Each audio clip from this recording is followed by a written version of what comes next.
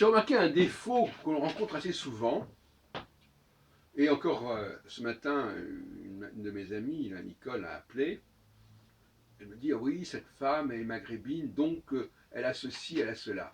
Et je lui ai dit, est-ce que vous êtes certain que ce soit parce qu'elle est maghrébine, qu'elle est comme ceci ou comme cela?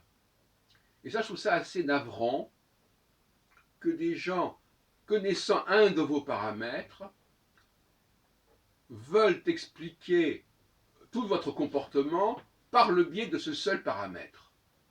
Je dis, mais écoutez, ce que vous dites sur elle, ça n'a peut-être rien à voir avec le fait qu'elle soit d'origine maghrébine.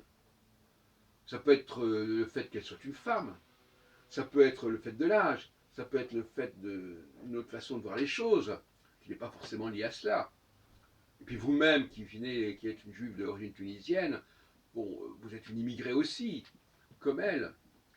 Le fait qu'elle vive, bon, ça, donc, et moi j'ai dit aussi à propos du judaïsme, j'ai dit, par exemple, il y a dans le groupe Café Philo McDo, il y a des gens qui disent que je suis juif. Bon, je suis juif. Mais de là à expliquer tout ce que je dis, ma façon de comporter, mes habitudes, etc., par le fait que je suis juif, c'est grotesque. Et un garçon comme Valentin, il n'hésite pas à faire cela. J'ai telle et telle pratique personnelle.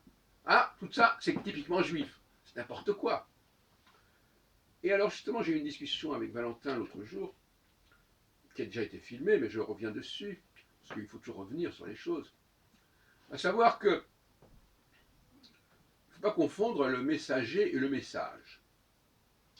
Et que l'esclave, parce que je m'intéresse beaucoup à la dialectique de l'esclave et du maître, l'esclave, il attache beaucoup plus d'importance à la personnalité du maître qu'à son message. Et là, il y a une dérive qui peut se produire et qui est souvent fréquente. C'est-à-dire, on ne comprend pas très bien le message, mais on a une certaine forme d'adulation, d'adoration peut-être pour le maître, pour le messager.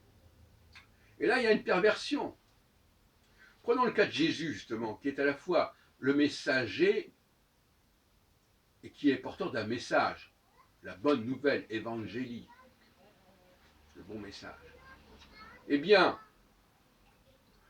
il semble qu'à un moment donné, le messager compte plus que le message. Et qu'on parle plus de Jésus, de son origine plus ou moins mythique, que de son message. Ou plus exactement que son message ne vaut que par la nature du messager. Et ça, c'est typiquement le point de vue de l'esclave. Pour le maître, bien évidemment, c'est l'inverse. Ce qui fait l'importance du messager, c'est son message. Et donc, je vais étudier le message pour savoir ce que vaut le messager.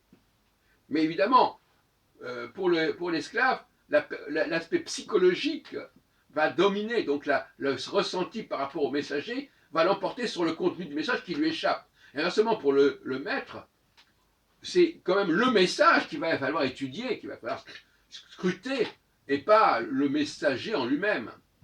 Donc vous voyez, là, il y a des oppositions fondamentales qui fait que le christianisme de base a basculé vers l'idée que finalement, ce qui était important, c'était le messager, c'était Jésus.